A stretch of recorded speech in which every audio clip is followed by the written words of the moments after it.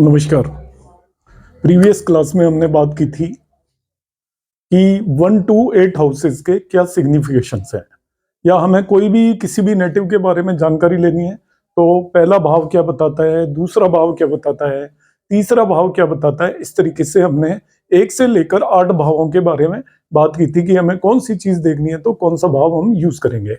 अब हम बात करेंगे आज 9 से 12 या 9 से 12 हाउसेस की। तो सबसे पहले हम देखते हैं, ये हमारा 9th हाउस होता है। तो प्रीवियसली हम बता ही चुके हैं, पहला भाव, दूसरा, तीसरा, चौथा, पांचवा, छठा, सातवां, आठवां, नौवां, 10वां, 11वां, 12वां, ऐसे भाव होते हैं। अब 9th भाव को एक्चुअली हम इसको भाग्य भाव बोलते हैं और ये लक्ष्मी स्थान भी है। इस कुंडली के अंदर पहला भाव, पांचवा भाव और 9वें भाव को लक्ष्मी स्थान भी बोलते हैं। लक्ष्मी मीन्स मनी से रिलेटेड, इन्हें मनी से रिलेटेड हाउस भी माना जाता है। तो 9th भाव लक्ष्मी स्थान होता है और ये भाग्य भाव भी होता है। तो इसमें मैं सबसे पहले एक कॉम्बिनेशन बताता हूं जिसे आप नोट करके रख सकते हो। पुराने जमाने में जो एस्ट्रोलॉजर्स थे वो जब भी किसी लड़की से मैरिज के लिए किसी का प्रस्ताव आता था, प्रपोजल आता था, तो उसका 9th भाव जरूर देखते थे, क्योंकि ये भाव भाग्य भाव है। तो गर्ल का भाग्य कैसा है उस पर उसके ससुराल या उसके इनलॉज का फ्यूचर डिपेंड करेगा। इसलिए आज भी जो एस्ट्रोलॉजर्स हैं पुराने, वो 9th हाउस को जरूर देखते हैं। तो 9th हाउस एक नेटिव के भाग्य को बताता है, फादर को भी यही इंडिकेट करता है, क्योंकि हमारा भाग्य फादर पर भी निर्भर करता है। आपके फादर कैसे हैं उन पर किसी भी नेटिव का भाग्य डिपेंड करेगा, आपने कैसे घर के अंदर जन्म लिया। यदि आपके फादर वेल टू डू हैं तो आपका भाग्य अपने आप में वेल टू डू हो गया। दूसरा, गुरु को भी ये रिप्रेजेंट करता है, क्योंकि फादर भी गुरु होते हैं और गुरु भी एक तरीके के फादर होते हैं। और भाग्य को, लक को और मनी को, क्योंकि ये लक्ष्मी स्थान है, तो ये चार बहुत ज्यादा इंपॉर्टेंट बातें जो कि 9वां भाव रिप्रेजेंट करता है। एक तो पिता को रिप्रेजेंट करता है। एक और चीज मैं बता देता हूँ, साउथ इंडिया में 10th हाउस से भी फादर को देखा जाता है, क्योंकि चौथा भाव माँ का होता है। तो चौथे भाव से अपोजिट 10वां भाव आएगा, तो साउथ इंडियन एस्ट्रोलॉजर्स फादर को 10th हाउस से भी देखते हैं। नेक्स्ट हम देखेंगे रिलीजन, क्योंकि गुरु आ गया तो साथ में रिलीजन भी इसी भाव से देखा जाता है। धर्म, किसी की धर्म में रुचि है नहीं है, कितनी रुचि है, वो देखने के लिए भी हम उस नेटिव का 9th हाउस ही देखेंगे। इसी तरीके से learning of own choice, actually education से रिलेटेड हाउसेज होते हैं। दूसरा भाव, चौथा भाव, पांचवा भाव और 9वां भाव। दूसरा भाव जो होता है एजुकेशन से रिलेटेड, ये होता है हम बचपन में क्या संस्कार मिले, माँ बाप जो ABCD सिखाते हैं घर के अंदर, या प्राइमरी एजुकेशन, ये दूसरा भाव होता है। जब हम मैट्रिक स्कूल तक जाते हैं, एक स्कूलिंग के लिए हम चौथा भाव है। इसके बाद कॉलेज में हम चले जाते हैं तो आपका 5वां भाव है। यहाँ तक की जो एजुकेशन है उसमें आपकी कोई चॉइस नहीं चलती, क्योंकि ये एक सिलेबस डिसाइडेड होता है ऑलरेडी कि आप इंजीनियरिंग कर रहे हो तो ये सिलेबस होगा, 10 तक आपको ये पढ़ना है, तो आपकी मर्जी की पढ़ाई नहीं कर सकते। मगर जब आप कॉलेज से निकल जाते हो, इसके बाद आप अपनी चॉइस की पढ़ाई कर सकते हो। कि आपने कहीं रिसर्च करनी है तो आपकी अपनी चॉइस होगी कि आप किस फील्ड में रिसर्च करना चाहते हो। वहां पर कोई फिक्स एजुकेशन नहीं होती। तो in general learning of own choice या और भी हायर एजुकेशन आपको करनी है तो वो 9वें भाव से हम देखते हैं। बहुत ही हायर एजुकेशन आपने जो भी लेनी है, आपकी रिसर्च करनी है, PhD करनी है, तो वो सब हम 9th हाउस से देखते हैं। फर्दर इससे आता है आपका जस्टिस, न्याय, रोमांस। रोमांस हम 5th हाउस से भी देखते हैं, 5वें भाव से भी रोमांस देखते हैं। तो 9th से क्यों देखते हैं, अभी मैं आपको एक थ्योरी यहां पर बताऊंगा, बाद में भी आएगी। भावत भाव में एक थ्योरी है जिसको मैं यहां पर मेंशन कर रहा हूं, अलग से भी मैं आपको करा दूंगा। भावत भावम, ये भावत भावम सिद्धांत क्या होता है कि हम किसी भी हाउस से जो चीज देखते हैं उससे उतना ही आगे हाउस काउंट करिए, जो भी भाव आएगा उससे भी वही चीज हम देख सकते हैं, सूक्ष्म रूप उसका देख सकते हैं, उससे रिलेटेड मैटर्स देख सकते हैं। अभी मैं समझाता हूं कि 5वें भाव से हम रोमांस और शिक्षा या एजुकेशन को देखते हैं। 1 2 3 4 5, तो यहां से 5 काउंट करिए, 1 2 3 4 5। तो ये 9th भाव आएगा, तो इससे हम एजुकेशन को भी देखेंगे, इससे हम रोमांस को भी देखेंगे, और चिल्ड्रन या बच्चे या संतान को भी हम देखेंगे। आगे मैं बताऊंगा किस तरीके से देखेंगे। मगर अभी हम केवल कारकत्व देख रहे हैं अलग अलग भावों के। तो justice, romance, guidance of father and गुरु। तो ये नवा भाव क्योंकि गुरु और फादर का है, तो आपको क्या गाइडेंस गुरु और फादर से मिलेगी, अच्छी गाइडेंस मिलेगी, खराब मिलेगी, मिलेगी नहीं मिलेगी, ये सारी चीजें आपको देखनी है। तो वो 9th हाउस से हम देखेंगे। तो ये रिलीजन, गुरु, फादर, ऐसी चीजों का भाव है। इसके बाद आता है आपका इसके अंदर जजमेंट। कहीं पे भी आप कोई भी कोर्ट केसेस वगैरह लड़ रहे हैं तो उससे रिलेटेड आपको जस्टिस मिलेगा, जजमेंट होगा या नहीं होगा, इसको भी हम देखते हैं।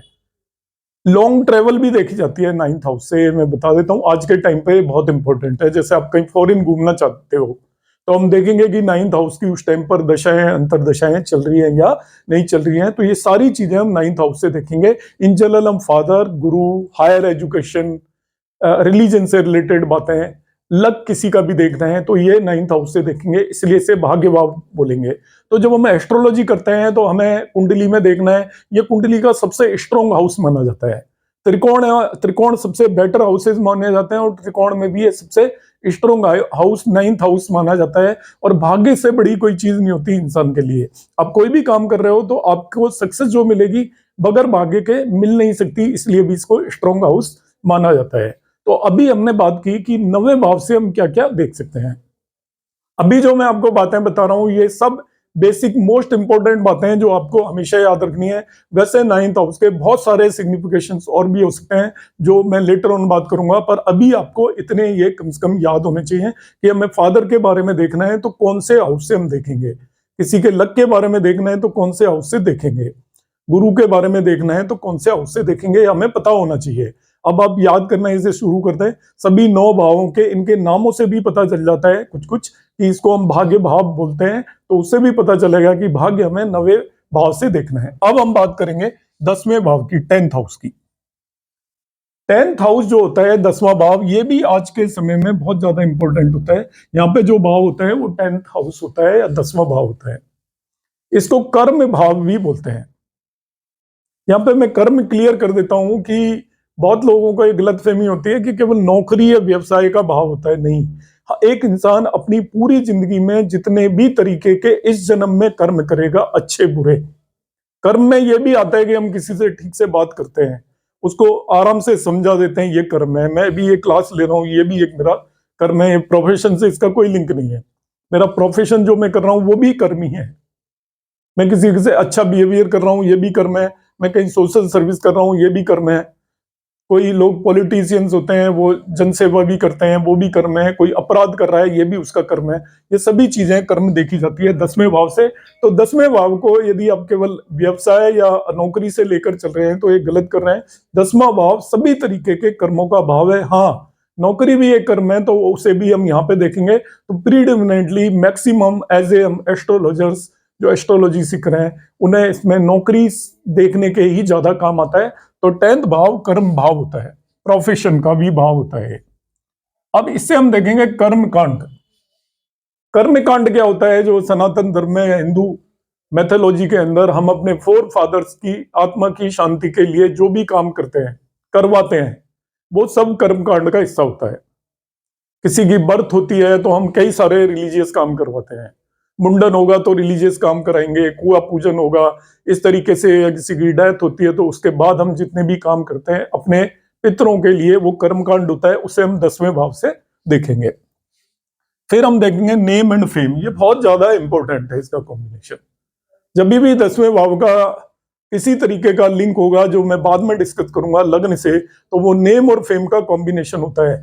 जिस व्यक्ति की नेम फेम होती है, प्रसिद्धि होती है, विख्यात जो लोग होते हैं, उनका 10वें भाव से कुछ ना कुछ लिंक होता है। हम किस तरीके से देखेंगे वो बाद में बात करेंगे, मगर आपको नेम और फेम किसी भी पर्सन का देखना है, प्रसिद्धि देखनी है, तो वो हम 10वें भाव से देखेंगे। नेक्स्ट हम बात करेंगे यहाँ पर रेस्पेक्ट। आपका समाज के अंदर क्या आपका सम्मान है, लोग आपको किस नजरों से देखते हैं। आप कहीं जाते हैं तो लोग खड़े हो जाते हैं, आपके सम्मान में खड़े होते हैं। तो वो सारी बातें आपको 10वें भाव से देखनी है कि आपका समाज के अंदर, सोसाइटी के अंदर, क्योंकि सम्मान तो समाज के अंदर ही होता है, परिवार के अंदर सम्मान होगा, वो आपको देखना है। तो 10वें भाव से ही हम देखेंगे। नेक्स्ट होता है मोक्ष। जनरली बहुत सारे लोग 12वें भाव को मोक्ष भाव समझते हैं। 12वें भाव के थ्रू हम बाहर निकल जाते हैं लाइफ से, तो मोक्ष का रास्ता वो जरूर है, मगर मोक्ष 10वें भाव से देखते हैं, क्योंकि मोक्ष कर्मों के बगैर मिल नहीं सकता। आपके कर्म ही मोक्ष दिलाएंगे। यदि आपके कर्म इस तरीके के हैं तो मोक्ष मिलेगा। तो मोक्ष को 10वें भाव से देखते हैं। तो मैं क्लैरिफाई कर देता हूं, बहुत सारे लोग इसको 12th हाउस से बताएंगे, मगर 12th हाउस निकल जाने का रास्ता है। वो मोक्ष 12th हाउस का भी इन्वॉल्वमेंट है उसमें, वैराग्य का। मगर कर्म मोक्ष के लिए जो करने हैं वो आपको 10वें भाव से ही करने पड़ेंगे, तभी आपको मोक्ष मिलेगा। तो अभी हमने बात की 10th हाउस की, इसमें मैं एडिशन कर देता हूं फिर से। साउथ इंडिया के अंदर फादर को 10th भाव से देखते हैं, और हम नॉर्थ इंडिया में जनरली फादर को 9th हाउस से देखते हैं। तो ये किसी को डिस्प्यूट हो तो मैं पहले ही क्लैरिफाई कर रहा हूं, आप इन्हें नोट करें, याद कर लें। अब आता है 11th हाउस। मॉडर्न टाइम में, आज के जमाने में या कल युग में, ये बहुत ही ज्यादा इंपॉर्टेंट हाउस है। वैसे इसे अशुभ भाव माना जाता है, मगर आपको हम बताएंगे कौन कौन से भाव को शुभ और अशुभ मानते हैं। 11वां भाव को हम आय और इनकम हाउस बोलते हैं। अब आज के समय में सबसे ज्यादा इंपॉर्टेंट इसलिए हो जाता है कि पूरी जिंदगी की धुरी उस आय पर ही टिकी हुई है। आपका समाज के अंदर सम्मान, आपकी जो भी आवश्यकताएं, नीड्स हैं, वो कंप्लीट होने के लिए आय भाव इंपॉर्टेंट होता है। और साथ में इच्छा भाव भी है। आपके मन की जो इच्छाएं क्रिएट होंगी, पूरी होंगी नहीं होंगी, ये इस 11वें भाव पर डिपेंड करता है। तो हमारी आय का जो मेन कारण है वो इच्छा ही है। यदि आपके मन में इच्छा नहीं होगी तो आय की भी इच्छा नहीं होगी। साधु संत जो होते हैं वो कहीं भी चले जाते हैं, उन्हें कोई इच्छा नहीं होती। जो एक्चुअल साधु संत की बात कर रहा हूं मैं, मॉडर्न टाइम के एसी वाले साधु संत नहीं। तो वो जो साधु संत है वो कहीं चले जाते हैं, उनको किसी चीज की इच्छा नहीं होती, तो वो अपने पास कोई धन भी नहीं रखते और कोई इनकम भी नहीं करते, खाना कहीं से मिल जाए बस उस पर डिपेंड करते हैं। तो इच्छाओं का लिंक होता है आय से। आपके अंदर इच्छाएं होंगी तभी आप आय करने की कोशिश करोगे। तो इन दोनों का भाव 11वां भाव है। इसे कुंडली में यहाँ पर होता है एकादश भाव बोलते हैं हिंदी में, and 11th house in English. तो आय भाव होता है इनकम, ये आपका gain of money and rewards. यही भाव आपको बताएगा आप कोई बिजनेस कर रहे हैं, कोई काम कर रहे हैं, तो उसमें कितनी इनकम आपकी होगी, कितना फायदा होगा, जिसे हम लाभ भाव भी बोलते हैं इसको। लाभ मीन्स प्रॉफिट हाउस। आपको कोई भी बिजनेस में कितना प्रॉफिट होगा, शेयर मार्केट में आप पैसे लगा रहे हैं, आपको इनकम होगी या नहीं होगी। 11th house is very important. आपने कोई बिजनेस शुरू किया, व्यापार शुरू किया, उसमें आपने कितना पैसा लगाया, आपको कितनी इनकम होने वाली है, उसमें 11th हाउस का इंपॉर्टेंस होता है। इसी तरीके से आपको रिवॉर्ड्स मिलेंगे। आप कहीं सोसाइटी में काम कर रहे हैं, आपको पद्म श्री मिलेगा, किसी को पद्म विभूषण मिलेगा, या कहीं पे और कोई भी रिवॉर्ड मिलेगा, वो भी 11th हाउस ही बताता है। नेक्स्ट अब हम बात करेंगे इसमें एल्डर सिबलिंग।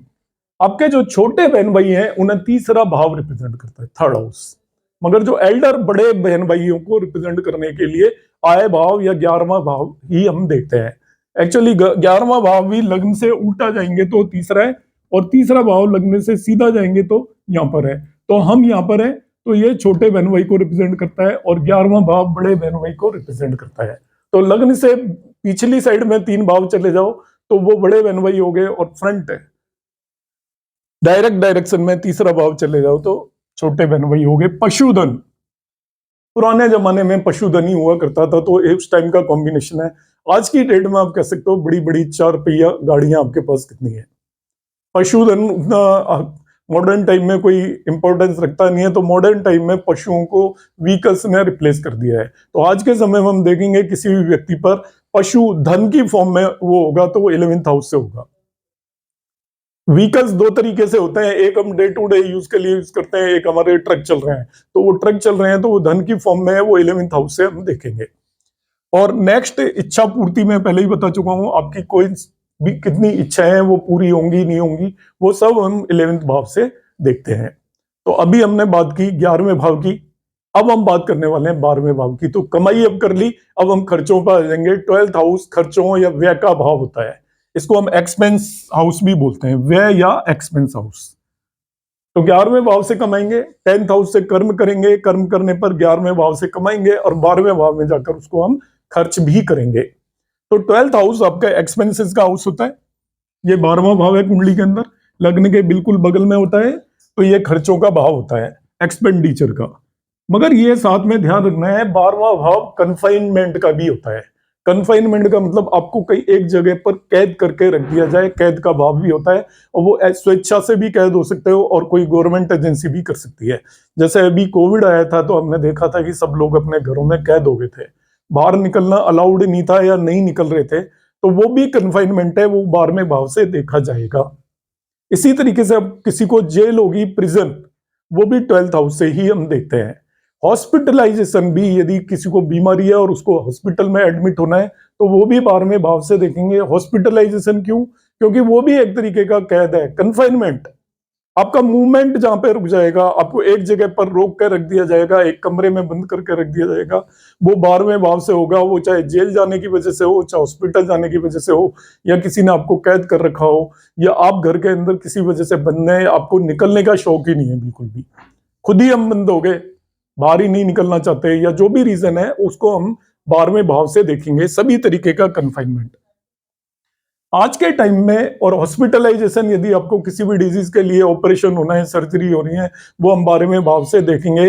बीमारी को 6ठे भाव से देखते हैं, लंबी बीमारी को, क्रॉनिक डिजीज को 8वें भाव से देखते हैं, और हॉस्पिटलाइजेशन को 12वें भाव से देखते हैं। इसलिए 6ठे, 8वें, 12वें भावों को दुस्थान बोलते हैं, जो कि मैंने आपको भावों को जब बताया था तब बताया था, क्योंकि बीमारी से रिलेटेड हो गए, जेल से रिलेटेड होगा 12वां भाव। जो कोई भी जेल जाएगा किसी भी वजह से तो उसमें 12th हाउस का इन्वॉल्वमेंट होगा ही होगा। एक, अब आज के टाइम पर किसी टाइम इसे सजा भी माना जाता था, दूर चले जाओगे आप, देश निकाला। पर आज के टाइम पर हर कोई चाहता है कि उसका देश निकाला हो जाए, मतलब जो फॉरेन जाकर जो लोग सेटल होंगे या विदेश में जाएंगे, वो भी 12वें भाव से देखा जाता है। पुराने टाइम पर घर से दूर जाना अच्छा नहीं माना जाता था, पर आज सभी लोगों की ये कोशिश होती है कि हमें कहीं अब्रॉड जाने का मौका मिल जाए। तो आपको किसी का विदेश यात्रा देखनी है तो वो भी 12वें भाव से ही हम देखेंगे। अब मैंने ये सभी 12 भावों के बारे में बताया। अब मैं थोड़ा सा इन भावों के बारे में आपको और बताता हूं कि इसमें कुछ स्पेसिफिक भावों को हम किस तरीके से रिप्रेजेंट करते हैं। तो पहले ऑलरेडी मैं आपको बता चुका हूं, मगर कुछ एक चीजें जो आपको एस्ट्रोलॉजी में काम आएंगी कि हम इन चीजों को कहां से देखें। तो ये मैंने कुंडली बनाई है, अभी तक मैं राशियां यहाँ पर प्लेस नहीं कर रहा हूं, केवल भावों की बात कर रहा हूं। ये पहला भाव है, ये दूसरा, तीसरा, चौथा, पांचवा, छठा, सातवां, 8th, 9th, 10, 11, 12। अब कई सारे क्वेश्चन अराइज होते हैं इन भावों को, और भी हम कई चीजों के लिए देखेंगे। सपोज किसी को फॉरेन जाना है या विदेश में अब्रॉड जाकर सेटल होना है, उससे रिलेटेड हाउसेस हमारी कुंडली में कौन से होते हैं। ये अब आज की डेट में बहुत ही इंपॉर्टेंट क्वेश्चन है। हर एक एस्ट्रोलॉजर के पास हर दूसरा आदमी फॉरेन से रिलेटेड क्वेश्चन पूछेगा कि हम जाएंगे नहीं जाएंगे, हमारी एजुकेशन होगी नहीं होगी। तो उसके लिए जो दो भाव इन्वॉल्व हैं उन्हें आप नोट कर लें, 7th एंड 12th भाव। ये फॉरेन सेटलमेंट के लिए, ये फॉरेन में जाने के लिए, अब्रॉड जाने के लिए। 7th भाव का मतलब है वो वहीं जाके बस जाएगा, और 12th भाव का मतलब है नौकरी करने जाएगा, पढ़ने जाएगा, कुछ टाइम रहेगा, फिर वापस आ जाएगा। ऐसा भी हो सकता है। तो फॉरेन सेटलमेंट के लिए, फॉरेन सेटलमेंट अब्रॉड जाने के लिए, वो आपके दो भाव यूज होते हैं, वो हैं 7th और 12th।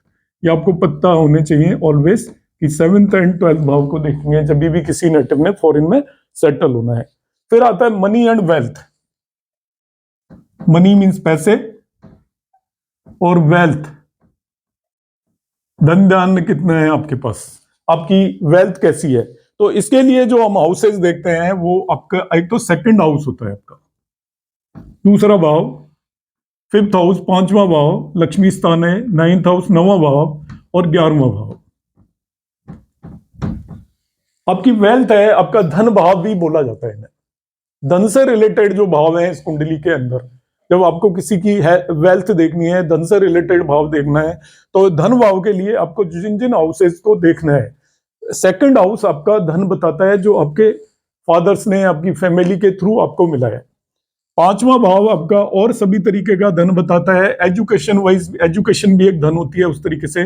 9th हाउस भी आपका धन भाव है, इसे लक्ष्मी स्थान बोलते हैं, और 11वां भाव आपका इनकम भाव है। तो ये चारों भाव आपके धन या मनी से रिलेटेड भाव हो गए, इन्हें मनी हाउसेस भी बोल सकते हो।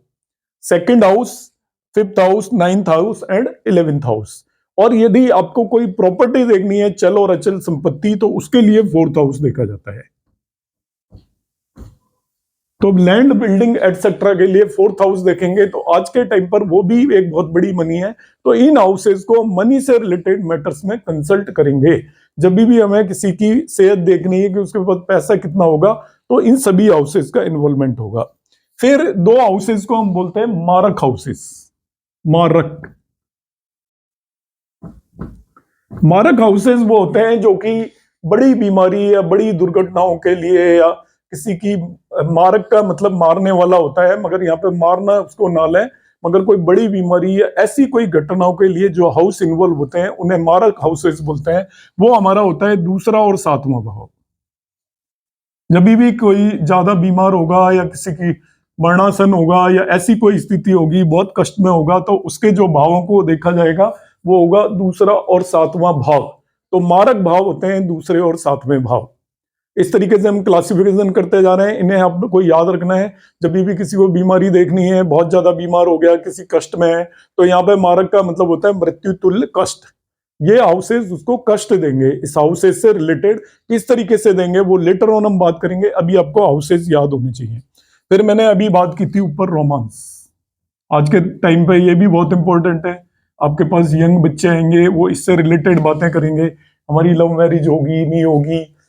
तो वो सारी चीजें देखने में जो दो हाउसेज इंपॉर्टेंट है वो है 5th एंड 9th। इसके हाउसेज हैं 5th house and 9th house. अभी हमें हाउसेज याद रखने हैं, किस तरीके से हैं वो लेटर ऑन हम बात करेंगे। इसके बाद है डिजीज, बीमारी। बीमारी का भाव, तो बीमारी के लिए भाव होते हैं 6, 8 और 12 है तीनों। छठा भाव, 8वां भाव, 12 भाव, ये याद रख लीजिए, खराब चीजों के लिए हम इसे यूज करते हैं। छठा भाव बीमारी का होता है डिजीज, 8वां भाव होता है क्रॉनिक डिजीज, लंबे समय की बीमारी, और 12वां भाव होता है हॉस्पिटलाइजेशन का। तो 6, 8, 12 भावों को हम बीमारियों का भाव भी बोलते हैं। तो इस तरीके से मैंने आज की क्लास में आपको बता दिया कि हम 9वें, 10वें, 11वें भाव के क्या सिग्निफिकेशंस हैं, अलग अलग तरीके के भावों को किस तरीके से क्लासिफाई किया गया है। एक, यदि आपको ऋण लेना है, ऋण, उधार, डेट, तो उसके लिए भी 6th हाउस है आपका। जैसे अभी हम हाउसेस की बात कर रहे हैं, इन सभी कामों के लिए प्लैनेट्स और राशियां भी रेस्पॉन्सिबल होती हैं, उनकी भी हम बात करेंगे। 9 हमारे जो ग्रह हैं उन सभी के सिग्निफिकेशंस की बात करेंगे। अब प्रीवियस सारे वीडियोस को एक बार रिपीट करके देखें, सारे नोट्स बनाए, और ये सारी चीजें आपको याद होनी चाहिए, तभी हम आगे एस्ट्रोलॉजी में बढ़ पाएंगे। सभी 12 हाउसेस किस काम आते हैं उसको आप 2-3 बार पढ़ें, इसकी प्रैक्टिस डालें, रोजाना 15-20 मिनट जरूर दें, और जैसे जैसे चीजें आपको आप टाइम देना लगेगा, याद होना शुरू हो जाएंगी और एस्ट्रोलॉजी आपको बहुत आसान लगने लग जाएगी। नमस्कार, थैंक यू।